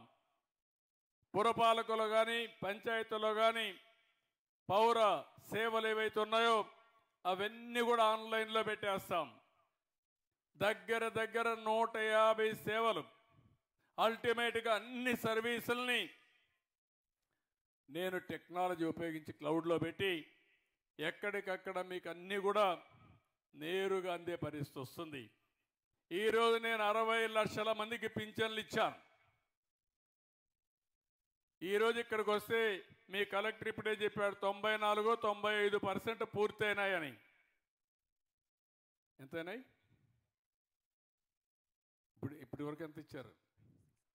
96%తో రాష్ట్రంలోని ఈ టైంలో నెంబర్ 1గా పెన్షన్లు ఇచ్చిన జిల్లా అనంతపురం జిల్లా. 3 నెలలు కూడా అనంతపురం జిల్లానే వస్తూ ఉంది. నేను దారిలో వస్తా ఉంటే 2-3 ముసలమ్మలు కనపడిస్తే ఏమమ్మా నీకు పింఛన్ వస్తుందని అడిగా. తీసుకున్నావా తల్లి అన్నా. ఏం తల్లి ఎంత ఇచ్చారంటే తెలివిగా ఆ తల్లి 4 ఏళ్ళు చూపించి ఇంత ఇచ్చారయ్యా అనింది.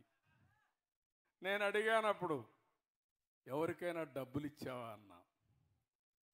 లేదు ఎవరు ఒక పైసా తీసుకోలేదు, నేరుగా మా ఇంటికి వచ్చి ఇచ్చారని చెప్పి ఆ తల్లి చెప్పిందంటే అది నా అభిమతం. దారిలో వస్తా ఉన్నాను కాబట్టి ఆవిడని అడిగాను. అందరినీ నేను అడగాలి. అందుకే మీ అందరికీ పింఛన్ తీసుకున్న 1 గంటలో ఫోన్ వస్తుంది. మీకు పింఛన్ ఇచ్చారా లేదా, ఇచ్చుంటే కరెక్ట్గా ఇచ్చారా, ఎవరన్నా లంచం తీసుకున్నారా అని అడిగి 60 లక్షల మందికి పింఛన్లు ఇవ్వడమే కాకుండా సక్రమంగా ఇచ్చారా లేదా నేరుగా తెలుసుకోవడానికి మీకు ఫోన్ చేస్తానని మీ అందరికీ హామీ ఇస్తున్నా. అప్పుడు ఎక్కడన్నా ఎవరైనా ఒక చిన్న కంప్లైంట్ వచ్చినా ఆ ఆఫీసర్ పైన యాక్షన్ తీసుకునే పరిస్థితికి వస్తుంది. ఇదే కాకుండా ఈరోజు నేను ప్రతి ఒక్క దాన్ని అన్ని సేవలు కూడా ఆన్లైన్లో పెట్టిన తర్వాత, ఒకప్పుడు ఎన్నికల్లో మీరు చూసుంటారు నేను అప్పుడప్పుడు ఫోన్లు చేస్తానే ఉండేవాడిని మీకు. ఈవెన్ కాలువ శ్రీనివాసులు నాకు చాలా దగ్గరైన 10 సార్లైనా అడుగుంటా మిమ్మల్ని అందరినీ. కాలువ శ్రీనివాసుల పైన మీ అభిప్రాయం ఏంటి అని అడిగా. కడాన నా సీటు నేను ఇచ్చుకోవడానికి కూడా అక్కడే ప్రజలను అడిగిన తర్వాత, నేను గెలుస్తానని నమ్మకం వచ్చిన తర్వాత నా సీటు కూడా అనౌన్స్ చేశా. ఇప్పుడు కూడా నేను అదే ఆలోచిస్తున్నాను. అన్ని సేవలు మీకు అందిస్తాం. నేను ఫోన్ చేసి మళ్ళా మిమ్మల్ని అడుగుతాను, మీరు మనస్సాక్షిగా చెప్పండి, తప్పులు చెప్పొద్దండి, రాజకీయాలతో చెప్పొద్దండి. మీరు రాజకీయంగా చెప్తే నేను పట్టుకోవడం కూడా నాకు అవుతుంది. ఇప్పుడు ఆర్టిఫిషియల్ ఇంటెలిజెన్స్ వచ్చింది. నువ్వు మాట్లాడితే వాస్తవం మాట్లాడుతున్నావా రాజకీయం మాట్లాడుతున్నా కూడా తేల్చేస్తుంది. కాబట్టి ఆ బాధ కూడా లేదు. కాబట్టి నేను ఒకటే చెప్తున్నా, వాస్తవాలు నాకు చెప్పండి.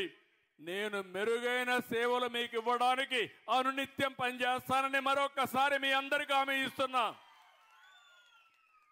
ఒకప్పుడు ఈ అవకాశం లేదు. ఒకప్పుడు కనుక్కోవాలంటే చాలా ఇబ్బందులు ఉండేటివి. ఇప్పుడు గంటల్లోనే కోట్ల మంది నుంచి ప్రజాభిప్రాయ సేకరణ చేసి సుపరిపాలన ఇచ్చే పరిస్థితికి వచ్చాం. ఈరోజు దగ్గర మీరు చూస్తే ధాన్యం సేకరిస్తున్నాం. ధాన్యం సేకరించేదానికి వాట్సాప్ మెసేజ్లో పెడితే తద్వారా ప్రొక్యూర్మెంట్ చేస్తున్నాం. మళ్ళీ 48 గంటల్లో వాళ్లకు ధాన్యానికి ఇవ్వాల్సిన డబ్బులు కూడా వాళ్ళ అకౌంట్లో వేస్తున్నాం. వేసిన తర్వాత మళ్ళా ఒక ఫోన్ చేసి సక్రమంగా వచ్చిందా లేదా, అవకతవకలు ఉన్నాయా, ఇబ్బందులు పెట్టారని కనుక్కునే పరిస్థితికి వస్తున్నాం. ఇప్పటికే మీరు చూస్తే 82,573 మందికి రైతన్నల దగ్గర నుంచి 6 లక్షల మెట్రిక్ టన్నులు ధాన్యం సేకరించాం. 1,400 కోట్ల రూపాయలు 48 గంటల్లోనే పే చేసే పరిస్థితికి వచ్చాం. పోయిన గవర్నమెంట్ 1,674 కోట్ల రూపాయలు అప్పు పెట్టారు. అప్పు పెట్టడమే కాకుండా చాలా ఇబ్బందులు పెట్టారు. ఇప్పుడు ఎవ్వరికి ఇబ్బందులు లేకుండా చేసే కార్యక్రమానికి ముందుకు పోయాం. ఒకప్పుడు నేను ఈ రాయలసీమలో అనంతపురం జిల్లాలో మైక్రో ఇరిగేషన్ పెట్టాను. 90% సబ్సిడీతో మీకందరికి కూడా డ్రిప్ ఇరిగేషన్ కానీ స్ప్రింక్లర్ ఇరిగేషన్ కానీ ఆ రోజు ఇచ్చాను. దానివల్ల పెద్ద ఎత్తున మనకు న్యాయం జరిగే పరిస్థితి వచ్చింది. ఈరోజు మళ్ళీ 90%తో అనంతపురంలో డ్రిప్ ఇరిగేషన్ ఇస్తాం మీ అందరికీ. అనంతపురం అంటే నాకు 10 ఎకరాలున్నా మీకు రేషన్ కార్డు ఇచ్చిన ఘనత తెలుగుదేశం పార్టీది. దానికి కారణం 10 ఎకరాలు ఉంది కానీ దాంట్లో ఆదాయం లేదు. ఒకప్పుడు మీరు చూస్తే పంట వేస్తే చేతికి వచ్చేది కాదు. 10 సంవత్సరాలు వేరుశనగ వేస్తే 1 సంవత్సరం 2 సంవత్సరాలు వచ్చేది. 8 సంవత్సరాలు పంట కూడా పెట్టుబడి కూడా వచ్చేది కాదు. అందుకే ఆ రోజు నేను ఆలోచించి మొట్టమొదటిసారిగా దేశంలోనే ఇన్పుట్ సబ్సిడీ పెట్టుబడి సబ్సిడీ ఇచ్చిన పార్టీ తెలుగుదేశం పార్టీ అని చెప్పి కూడా నేను మీకు తెలియజేస్తున్నా.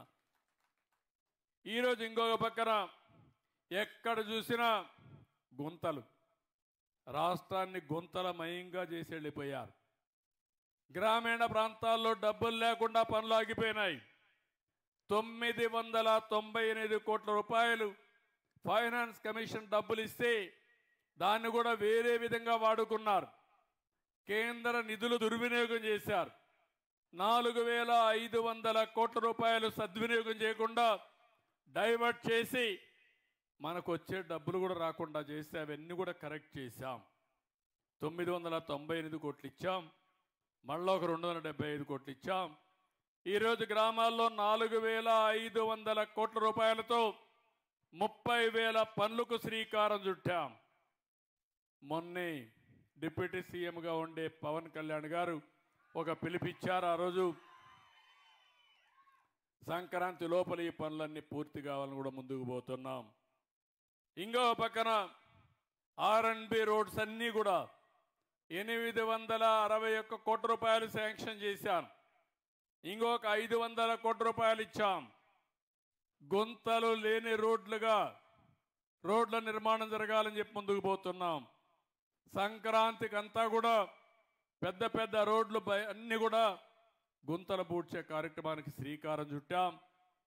వార్ ఫుటింగ్లో ఈ పనులన్నీ అవుతున్నాయి. మీరు ఒక్కసారి ఆలోచిస్తే ఈ ప్రభుత్వ పని విధానం మీరు కూడా అర్థం చేసుకోవాల్సిన అవసరం ఉంది. ఇన్ని ఇబ్బందులున్నా ఇబ్బందులను అధిగమిస్తూ ఒక్కొక్క పని చెప్పిన పనులను నెరవేర్చుకుంటూ ముందుకు పోతున్నాం. ఇంకో పక్క చాలాసార్లు చెప్పాను నేను, బాబు వస్తే జాబ్ వస్తుందని. మా తమ్ముళ్ళకు అనేక సార్లు చెప్పాను, మీరు నా మీద ఎంతో నమ్మకం పెట్టుకున్నారు. అందుకనే ఫస్ట్ టైం దేశంలోనే ఎవరు ఎక్కువ ఉద్యోగాలు వస్తే ఆ పరిశ్రమలకు ఎక్కువ ఇన్సెంటివ్స్ ఇస్తానని చెప్పిన ఏకైక ప్రభుత్వం తెలుగుదేశం ప్రభుత్వం, ఎన్డీఏ ప్రభుత్వం. ఆ విధానం చూసినప్పుడు 25 కొత్త నూతన పాలసీలు తీసుకొచ్చాం. ఒకప్పుడు నేను ఈజ్ ఆఫ్ డూయింగ్ బిజినెస్ అన్నాను, ఇప్పుడు స్పీడ్ ఆఫ్ డూయింగ్ బిజినెస్ అంటున్నాం. 5 నెలల్లో 4 లక్షల కోట్ల రూపాయల పెట్టుబడితో మా తమ్ముళ్లకు 4 లక్షల ఉద్యోగాలు ఇప్పించే బాధ్యత మాదని మీ అందరికీ హామీ ఇస్తున్నా. ఇంకో పక్క నేను ఆ రోజు మాట్లాడాను వర్క్ ఫ్రమ్ హోమ్ అని. మీ ఇంట్లో కూర్చొని నువ్వు పనిచేసే విధానానికి రూపకల్పన చేస్తానని ఇప్పటికే చాలా మందితో మాట్లాడాం. వాళ్ళు కూడా సుముఖంగా ఉన్నారు. కొన్ని గవర్నమెంట్ బిల్డింగ్లు ఉన్నాయి, అవి ఎందుకు ఉపయోగపడకుండా ఉన్నాయి, అవన్నీ కూడా ఆలోచిస్తున్నాను. అవన్నీ ఆలోచించి అక్కడ కూడా కంప్యూటర్లు పెట్టి మీకు దగ్గరుండే ప్లేస్లో పనిచేసే విధంగా నైబర్హుడ్ కాన్సెప్ట్ తీసుకొస్తున్నాం. మా తమ్ముళ్ళందరినీ కోరుతున్నా, సెల్ ఫోన్లు ఉంటే లాభం లేదు. ఆ సెల్ ఫోన్ ద్వారా మీరు నేర్చుకుని 10 రూపాయలు సంపాదించే మార్గం నేను నేర్పిస్తానని మా యువత అందరికీ పిలిపిస్తున్నా. రోజంతా తిరగడం కంటే 4 గంటలు పనిచేస్తే తల్లి తండ్రి గౌరవించే విధంగా మనం బతికే అవకాశాలు ఉన్నాయి. అవసరమైతే మీకు అందరికీ స్కిల్స్ నేర్పిస్తాను. కొంతమంది ఇంజనీరింగ్ చేశారు, కొంతమంది ఐటీఐ చేశారు, కొంతమంది డిగ్రీలు చేశారు. అలాంటి వాళ్ళందరూ మీ పరిసరాల్లోనే మీరు కూర్చొని పనిచేస్తే తద్వారా మీకు 10 రూపాయలు వస్తాయి. కొంతమంది ఆడబిడ్డలు ఉన్నారు, మీరు ఇంట్లో పని చేసుకుంటే పిల్లల్ని చూసుకుంటారు, చదువుకున్నారు కానీ ఉద్యోగానికి పోవాలంటే ఇంట్లో ఇబ్బందులు ఉంటాయి కాబట్టి పోలేకపోతున్నారు. ఇంట్లో పని చూసుకుంటూనే 5-6 గంటలు మీరు పని చేయగలిగితే తీరిక సమయంలో మీరు కూడా డబ్బులు సంపాదించుకునే మార్గం వస్తుంది. ఇలాంటివన్నిటికీ శ్రీకారం చుడతాం. నేను ఒకటే చెప్తున్నా, నేను ఎన్ని మంచి కార్యక్రమాలు చేయాలన్నా దానికి మీ సహకారం ఉంటేనే సాధ్యమవుతుంది. ఈ విషయం కూడా మీరు గుర్తుపెట్టుకోవాల్సిందిగా మిమ్మల్ని అందరినీ కోరుతున్నా. ఈ విధంగా మీరు ఒక కార్యక్రమం కాదు, ఎన్నో కార్యక్రమాలకు చూస్తున్నాను. రాయలసీమలో ఒక హార్టికల్చర్ హబ్గా తయారు చేస్తాం. పండ్ల తోటలు ఇప్పటికే వచ్చాయి. ఇప్పుడే మన మిత్రులు చెప్పారు, లక్ష్మణ చెప్పాడు, తాడిపత్రి నుంచి విదేశాలకి ఒక ట్రైన్ వేసి ఇక్కడి నుంచి ఒక్క బనానా ఎక్స్పోర్ట్ చేస్తున్నామంటే అది తెలుగుదేశం పార్టీ దూరదృష్టి అని చెప్పి నేను మీకు తెలియజేస్తున్నా. ఎప్పుడు కూడా పంటలు వస్తాయని ఆశ లేని జిల్లా, ఎడారిగా మారిపోతుందనుకున్న జిల్లా, సమైక్య ఆంధ్రప్రదేశ్లోని పేదరికంలో 2వ స్థానంలో ఉండే జిల్లా అనంతపురం జిల్లా ఒకప్పుడు. అలాంటి అనంతపురం జిల్లాలో కియా మోటార్స్ వచ్చింది. ఇంకో పక్కన మనం పండించిన పంటలు ప్రపంచమంతా వెళుతున్నాయి. దీనికి కారణం తెలుగుదేశం పార్టీ దూరదృష్టి, నీళ్లు తేవడం, హంద్రీ నీవా, హెచ్ఎల్సి లాంటివన్నీ కూడా తీసుకొచ్చి మనం ముందుకు పోయే పరిస్థితికి వచ్చాం. అయితే మీకు అందరికీ అనిపించవచ్చు రాత్రి అన్ని పనులు అయిపోవు. మీకు మీ ఇంట్లో కూడా మీకు అనుభవం ఉంటుంది. సంకల్పం మంచిదైనా కొంత సమయం కూడా పడుతుంది. నా ఆలోచన ఒకటి, నేను మళ్ళీ ఒకసారి విజన్ 2047 తయారు చేస్తున్నాను. 20 ఏళ్లకు మునుపు హైదరాబాద్కు విజన్ 2020 ఇచ్చాను. ఇక్కడుండే యువతకు మీకు ఒక ఆలోచన ఉంటుంది. ఈరోజు దేశంలోనే నెంబర్ 1 నగరం ఏదంటే దానికి చిరునామాగా హైదరాబాద్ తయారైందంటే 25 ఏళ్లకు మునుపు నేను రూపకల్పన చేసిన నగరం అది. ఈరోజు అందుకనే 2047కి ఆంధ్రప్రదేశ్ రాష్ట్రం భారతదేశంలో నెంబర్ 1 రాష్ట్రంగా ఉంటుంది. దానికి శ్రీకారం చుడుతున్నాం, విజన్ తయారు చేస్తున్నాం. అందులో నేమకల్లు ఎక్కడుండాలి, మీ కుటుంబం ఎక్కడుండాలో కూడా మీరు ఆలోచించుకోవాలి. నేను విజన్ చెప్పినా, అభివృద్ధి చేస్తానని చెప్పినా అదేదో కొంతమందికి చేసేది కాదు. సమాజ హితం కోసం చేస్తున్నా, పేదరిక నిర్మూలన కోసం చేస్తున్నా, మన బిడ్డల భవిష్యత్తు కోసం చేస్తున్నా. ఈరోజు మన పిల్లల్ని బాగా చదివిస్తే ప్రపంచాన్ని శాసించే శక్తి, తెలివితేటలు మన పిల్లలకు ఉన్నాయి. ఇటీవల కాలంలో ఆ విషయం కూడా మాట్లాడుతున్నా. జనాభా తగ్గిపోతా ఉంది. ఒకప్పుడు ఒక ఇంట్లో ఎక్కువ మంది పిల్లలు ఉండేవాళ్ళు. ఇప్పుడు పిల్లల సంఖ్య కూడా తగ్గిపోయింది. ముసలి వాళ్ళ సంఖ్య పెరుగుతూ ఉంది, పిల్లల సంఖ్య తగ్గుతూ ఉంది. దానివల్ల రాబోయే రోజుల్లో పని చేసే వాళ్ళు లేకుండా పోయే పరిస్థితి వస్తుంది. కాబట్టి ప్రతి ఒక్కరిని కనీసం 2 పిల్లల్ని కనే బాధ్యత వాళ్ళు తీసుకోవాలని కూడా అందరినీ కోరుతున్నా.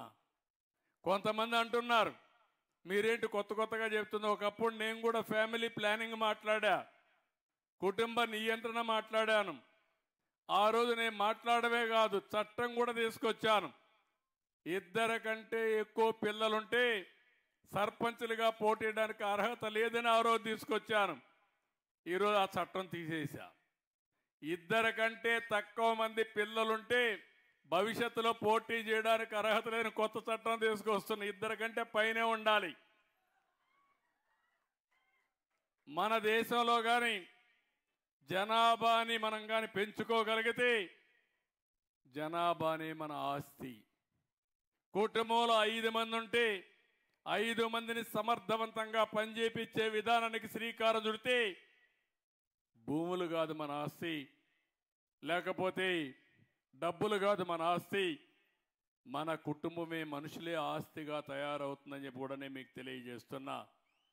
అదే సమయంలో ప్రతి ఒక్క కుటుంబానికి ఏమేమి ఇవ్వాలనో అవన్నీ కూడా ఆలోచిస్తున్నాం. నేను ఒకటే ఆలోచిస్తున్నాను, ప్రతి ఒక్క కుటుంబానికి ఇంటి జాగా ఉందా, ఇల్లు ఉందా? ఫస్ట్ ఈ 2 ఆలోచించి ఈ ఊరికి వస్తే 112 మందికి ఇళ్ళు కావాలన్నారు. ఇమ్మీడియట్గా 112 ఇండ్లు శాంక్షన్ చేస్తున్నానని చెప్పి కూడా నేను మీకు తెలియజేస్తున్నా. అదే మరిగా అర్హులందరికీ పింఛన్లు ఇచ్చే బాధ్యత మాది. అది కూడా వెరిఫై చేయమన్నాను. అది వెరిఫై చేసి అర్హులందరికీ పింఛన్లు ఇస్తాం. ఎవరైనా సరే రేషన్ కార్డ్స్ కూడా కొంతమంది కుటుంబం విడిపోతుంది, కొత్త రేషన్ కార్డులు కావాలంటారు, అలాంటివి కూడా ఇస్తాం. ఇంకో పక్క ఇంటింటికి మంచినీళ్ళు ఇచ్చే బాధ్యత, ట్యాప్ నీళ్ళు ఇచ్చే బాధ్యత తీసుకుంటాం. అది కూడా సస్టైనబుల్ వాటర్ ఎక్కడైతే రిజర్వాయర్ ఉంటుందో ఆ రిజర్వాయర్ నుంచి తీసుకొచ్చి గ్రామాలు కానీ టౌన్లో కానీ ఇంటింటికి ట్యాప్ ద్వారా సురక్షితమైన మంచినీళ్ళు ఇచ్చే బాధ్యత ఈ ప్రభుత్వం తీసుకుంటాం. ఇంకో పక్క ఇంటింటికి కరెంట్ ఇవ్వడం, టాయిలెట్లు పెట్టడం, ఇలాంటివన్నీ పెట్టి ఇంకొక విషయం కూడా మిమ్మల్ని అందరినీ కోరుతున్నా. ఒకప్పుడు కరెంటు కావాలంటే ఎక్కడి నుంచో వచ్చేది, ఇప్పుడు సూర్య గారి కింద మీ ఇంట్లోనే కరెంటు తయారు చేసుకునే పరిస్థితి వచ్చింది. ఇక్కడ రూఫ్ ఉంది, అక్కడ మనం అంతా కూడా సోలార్ ప్యానెల్ పెట్టుకోవచ్చు. అక్కడ పెట్టుకుంటే కిందన లైట్లు ఏసీలు వేసుకునే పరిస్థితి వస్తుంది. ఎక్కువగా ఉత్పత్తి అయితే గ్రిడ్కి ఇచ్చే పరిస్థితి వస్తుంది. మీకు అవసరమైతే తిరిగి మళ్ళీ ఇస్తాం. అందుకే ఎస్సీలకు ఎస్టీలకు అందరికీ చెప్తున్నా, 200 యూనిట్ల వరకు కరెంటు ఉచితంగా ఇస్తున్నాం. కాబట్టి ఒక్క పైసా ఖర్చు లేకుండా మీకు ఉచితంగా సోలార్ ప్యానెల్స్ ఇచ్చి పెట్టించే బాధ్యత మాదని మీ అందరికీ హామీ ఇస్తున్నా. ఈ ఊరికి వచ్చినప్పుడు నేను ఒక ప్రోగ్రాం ఇస్తున్నాను కలెక్టర్కి. దగ్గర 759 కుటుంబాలకి సోలార్ ప్యానెల్స్ పెట్టుకునే అవకాశం ఉంది. అంటే దగ్గర రూఫ్ పైన, అంటే మిద్ది పైన, ఇంటి పైన 1,49,721 స్క్వేర్ ఫీట్ ఉంది.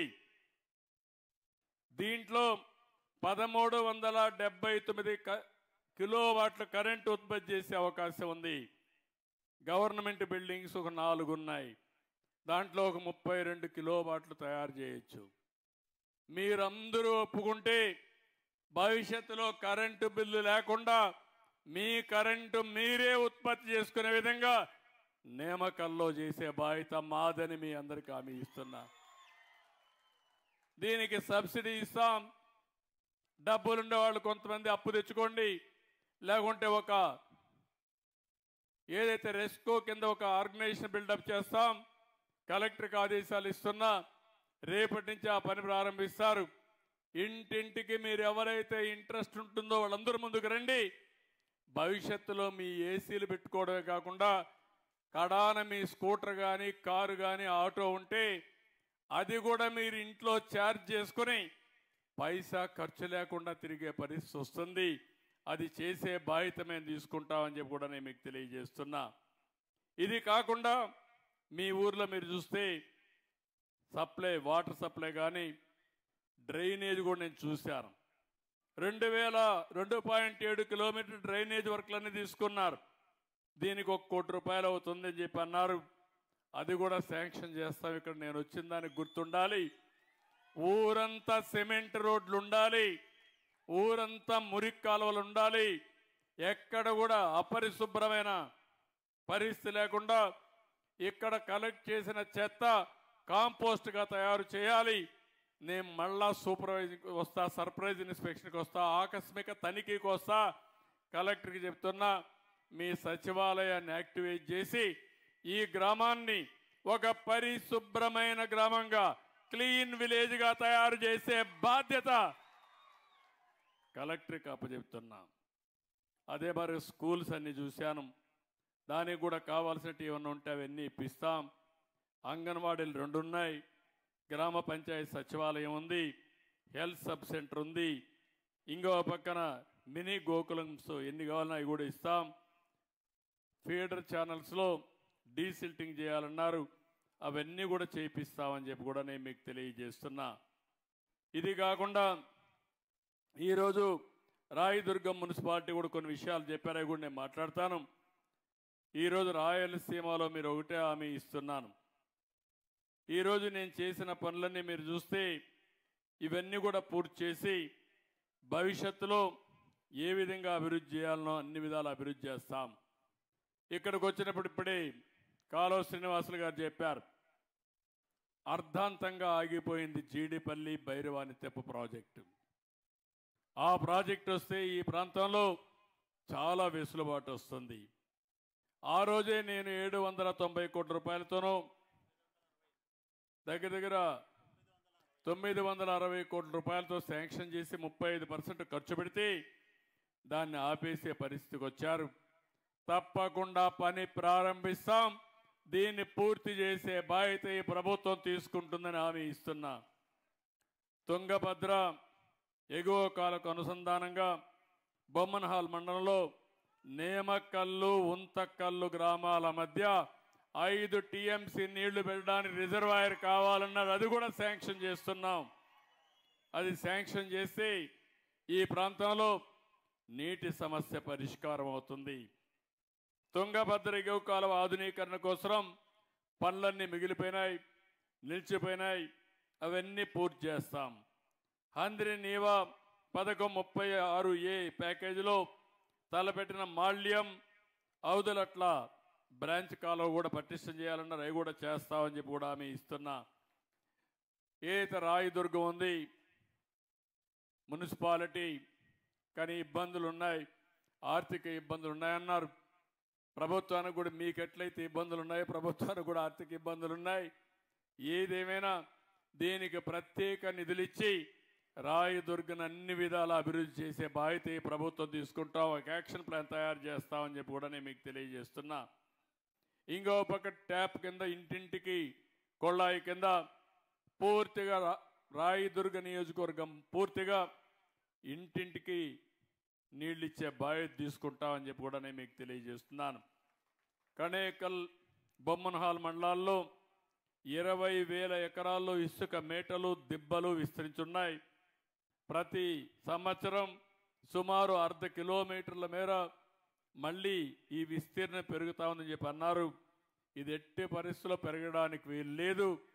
అన్ని చర్యలు తీసుకుంటాం, ఎంతైనా డబ్బులు ఖర్చు పెడతాం. మళ్ళీ ఈ ప్రాంతాన్ని ఎడారిగా మారకుండా పూర్తిగా నియంత్రణ చేసే బాధ్యత మేము తీసుకుంటాం. దీనికి ప్రత్యేకమైన ప్రణాళిక తయారు చేస్తామని కూడా హామీ ఇస్తున్నా.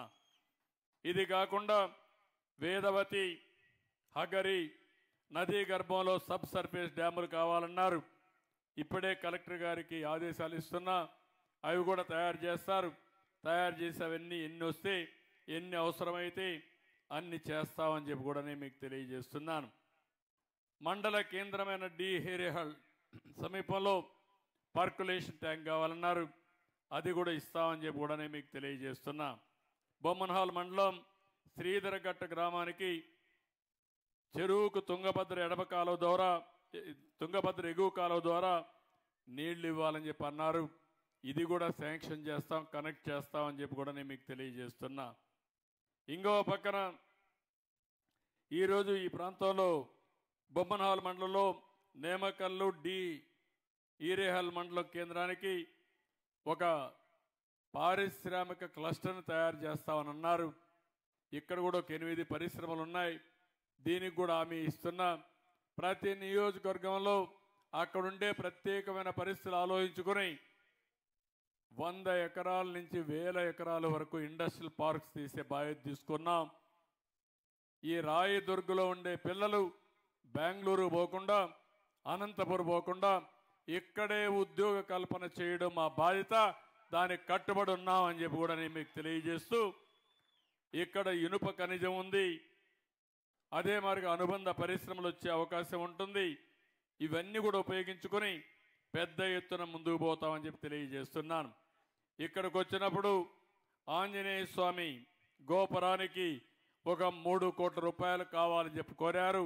తప్పకుండా సిజిఎఫ్ కింద ఇచ్చి పూర్తిగా ఈ యొక్క ఆంజనేయ స్వామి దేవాలయాన్ని అభివృద్ధి చేసే బాధ్యత కూడా తీసుకుంటామని చెప్పి నేను మీకు తెలియజేస్తున్నా. ఇక్కడికి వచ్చినప్పుడు నేను ఇక్కడ చూశాను, వెనుకబడిన వర్గాలందరినీ ఒక రెసిడెన్షియల్ స్కూల్ ఇస్తే ఇక్కడ పిల్లలు బాగా చదువుకుంటారని చెప్పి కోరుకున్నారు. అందుకే వెనుకబడిన వర్గాల కోసం ప్రత్యేకంగా ఈ ప్రాంతంలో రెసిడెన్షియల్ స్కూల్ కూడా శాంక్షన్ చేస్తామని చెప్పి మీ అందరికీ హామీ ఇస్తున్నా. ఇవన్నీ కూడా మనకుండే ఇబ్బందుల్లో కొన్ని పనులు మాత్రం. నేను ఇక్కడ కొన్ని చూశాను. రాబోయే రోజులు వీటన్నీ కూడా మీరు ఆలోచించుకోవాల్సిన అవసరం ఉంది. ప్రతి ఒక్కరు కూడా బ్యాంక్ అకౌంట్ కూడా ఓపెన్ చేసుకోవాలి. ఇక్కడ 98% అయితే బ్యాంక్ అకౌంట్స్ అన్నీ యాక్టివేట్ చేశాం. దాన్ని 100% చేయాల్సిన అవసరం ఉంది. గ్రామంలో అన్ని ఇండ్లు కూడా GPS మ్యాపింగ్ చేశాం. ఏ ఇంట్లో ఎవరున్నారో కూడా చూశాను. కుటుంబాన్ని ఒక యూనిట్గా తీసుకుని ఏ విధంగా అభివృద్ధి చేయాలని అన్నీ అభివృద్ధి చేస్తాం. సచివాలయ వ్యవస్థని ఉపయోగించుకొని తద్వారా ఈ ప్రభుత్వం మీకు మెరుగైన సేవలు చేయడానికి, ఫిజికల్గా వెరిఫై చేయాలంటే సచివాలయం వస్తారు, టెక్నాలజీ ద్వారా చేయాలంటే ఎక్కడికక్కడ అనుసంధానం చేసి నేరుగా మీరు సచివాలయానికి కూడా పోయే పని లేకుండా మీ ఇంటికే పౌర సేవలు మీకు వచ్చే విధంగా కార్యక్రమాలు చేస్తామని చెప్పి కూడా నేను మీకు తెలియజేస్తున్నా. అందుకే నేరుగా చూస్తే అర్థమవుతుంది. ప్రతి నెల 1వ తారీఖు నేను పేదల ఇంటికి వస్తున్నాను. అంటే నాకు ఎప్పటికప్పుడు గుర్తు చేసుకుంటూ ఇంకా పేదలకు ఏం చేయాలనో చేయడం కోసం నేను ఆలోచించడమే కాకుండా మంత్రులు, ఎమ్మెల్యేలు, ఎంపీలు, కలెక్టర్లు, అధికార యంత్రాంగం అందరూ కూడా అదే ధ్యాసలో ఉండడానికి ఈ కార్యక్రమం చేస్తున్నాం. సంపద సృష్టిద్దాం. ఆ సంపద పేదవాళ్ళకు అందజేయడం కూడా చాలా అవసరం. ఆ కార్యక్రమంలో నేను ఇక్కడికి వచ్చా. నేమకల్లుకి ఎప్పుడో 2012లో వచ్చాను. మళ్ళీ ఈరోజు వచ్చా. ఆంజనేయ స్వామి దర్శనం చేసుకున్నా. రేపు 3 కోట్లు 4 కోట్లు ఖర్చు అయితే మొత్తం డబ్బులు ఖర్చు పెట్టి ఈ దేవాలయాన్ని బ్రహ్మాండమైన దేవాలయంగా తయారు చేసి, దీనికి కూడా ఒక చరిత్ర ఉంది. ఎప్పుడో ఇక్కడైతే మన వాళ్ళ దగ్గర 1530వ సంవత్సరంలో అప్పుడు ఇక్కడ చూస్తే ద్వైత పీఠాధిపతుల్లో ప్రముఖులైన వేసరాయలు 1530లో ఇక్కడ ఆంజనేయ స్వామి విగ్రహాన్ని ప్రతిష్ఠించారని ప్రతీతి. అప్పట్లో వేసరాయలు వారి చేతుల మీదుగానే ఈ జిల్లాలో 3 ఆంజనేయ స్వామి విగ్రహాలు ప్రతిష్ఠ జరిగింది. ఒకటి మురడి ఆంజనేయ స్వామి ఈ నియోజకవర్గం, రెండోది నేమకల్లు, మూడోది కసాపురం. నేను ముఖ్యమంత్రిగా ఉన్నప్పుడు ఈ 3 క్లస్టర్ కింద పెట్టి బస్సులు కూడా వేసి అక్కడిని తిప్పే కార్యక్రమాన్ని కూడా చేసుకున్నాం. కానీ తర్వాత దాన్ని కంటిన్యూ చేస్తున్నారు. శ్రావణ మాసంలో శనివారాల్లో 3 ఆలయాల్ని ఒకే రోజు దర్శించే విధంగా ఆ రోజు కార్యక్రమాలు చేశాం. ఈరోజు కూడా శనివారం ఇక్కడికి రావడం, ఆంజనేయ స్వామి దర్శనం చేసుకోవడం. ఈ శనివారమే మీరు చూస్తే పేదల సేవలో పింఛన్లు ఇచ్చే అవకాశం రావడం. రేపు ఆదివారం 1వ తారీఖు మీకు ఇవ్వాల్సిన పింఛను 1వ తారీఖుకి. రేపు హాలిడే కాబట్టి ఒకరోజు ముందుగానే మీకు పింఛన్ ఇచ్చామంటే అది ఈ ప్రభుత్వానికి పేదవాళ్ళ పట్లుండే గౌరవం, అభిమానం, భక్తి శ్రద్ధలని చెప్పి కూడా నేను మీకు తెలియజేస్తున్నా. అందుకే మిమ్మల్ని అందరినీ కోరుతున్నా, అనునిత్యం మీ సేవలో ఉంటాం, మీకు న్యాయం చేస్తాం.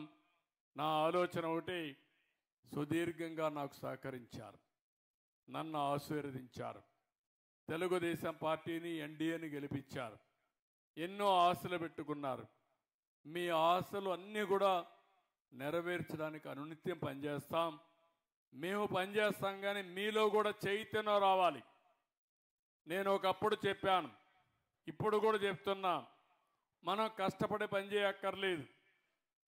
ఒకప్పుడు హార్డ్ వర్క్ చేసేవాళ్ళం, ఇప్పుడు అన్ని మెషిన్స్ వచ్చేసాయి, అన్ని ఆధునీకరణ వచ్చింది, సెల్ ఫోన్లు వచ్చాయి, టెక్నాలజీ వచ్చింది. దీన్ని ఉపయోగించుకుంటే ఏ పనైనా సాధ్యం. అవి తీసుకొచ్చి అందుబాటులో పెట్టే బాధ్యత మాది. అది సద్వినియోగం చేసుకుని బాధ్యత మీరు తీసుకోవాల్సిందిగా మరొక్కసారి కోరుకుంటూ, ఈరోజు నియామకాలకు వచ్చిన సందర్భంగా కలెక్టర్కి ఒకటే ఆదేశాలు ఇస్తున్నా. నియామకాలని ఒక ఆదర్శ గ్రామంగా తయారు చేయడానికి, ఒక మోడల్ విలేజ్గా తయారు చేయడానికి ఏమేం చేయాలని అవన్నీ కూడా ఆలోచిస్తున్నా. అవన్నీ తయారు చేస్తారు. నేను ఈ ఊరికి వచ్చాను కాబట్టి, ఈ ఊర్లో గ్రామ సభ పెట్టాను కాబట్టి, నాకెప్పుడూ గుర్తుండే విధంగా ఈ గ్రామాన్ని అభివృద్ధి చేస్తా. ప్రతి సంవత్సరం కూడా సమీక్ష చేసుకుంటా, ఎంతవరకు అభివృద్ధి అయిందో అవన్నీ కూడా చూసి, ఎలాంటి ఇబ్బందులు లేకుండా రాష్ట్రం మొత్తం అభివృద్ధి చేసిన, నేను చూసిన గ్రామాల మీద ప్రత్యేకమైన శ్రద్ధ పెడతానని చెప్పి మరొక్కసారి తెలియజేసుకుంటూ, నేను వచ్చినప్పటి నుంచి చూస్తున్నా, ఒక్కరు కూడా కదలకుండా పట్టుదలగా మీరు కూర్చొని చెప్పిందంతా విన్నారంటే చాలా సంతోషం. ధన్యవాదాలు. మరొక్కసారి అందరికీ అభినందనలు. ఈరోజు మీరు చూపించిన అభిమానం తిరిగి మీ అభివృద్ధికి దోహదం చేసే విధంగా కార్యక్రమాలు మీరు నేను చేయాల్సిన అవసరం ఉంది. దానికోసం అందరం పనిచేద్దామని చెప్పి తెలియజేసుకుంటూ, మరొక్కసారి అందరికీ పేరు పేరున మనస్ఫూర్తిగా నా నమస్కారాలు తెలియజేసుకుంటూ సెలవు తీసుకుంటున్నా. జై హింద్, జై ఎన్డీఏ. సారు ఈరోజు నేమకల్ల గ్రామానికి వచ్చినప్పుడు మన భాగ్యమ్మ ఇంటికి వెళ్ళారు. ఆమెకు 15,000 రూపాయలు పెన్షన్ వస్తూ ఉంది. ఆ పెన్షన్ వాళ్ళ ఇంట్లో ఒక సమస్య వస్తే ఆ పెన్షన్ డబ్బులు తమ్మునింటికి ఇస్తా ఉన్నానంటే వెంటనే 2 లక్షల రూపాయలు, వాళ్ళ అనారోగ్యానికైన ఖర్చుల్లో 2 లక్షల రూపాయలు ప్రభుత్వం ఇచ్చే విధంగా అప్పటికప్పుడు మరి ఆయన శాంక్షన్ చేశారు. ఇప్పుడు ఆ చెక్కును ఇస్తా ఉన్నారు. మరి నాయకునికి కృతజ్ఞతలు చెప్తాం గట్టిగా చప్పట్లతో.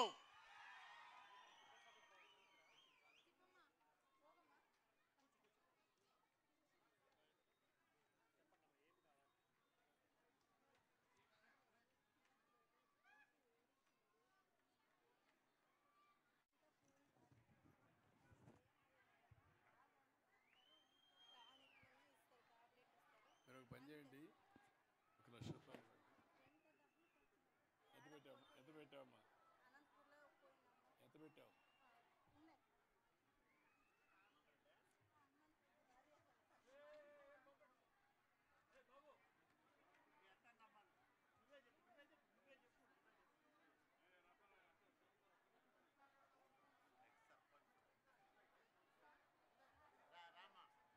ఎంత ఖర్చు పెట్టారు? నువ్వే ఎంత అయింది?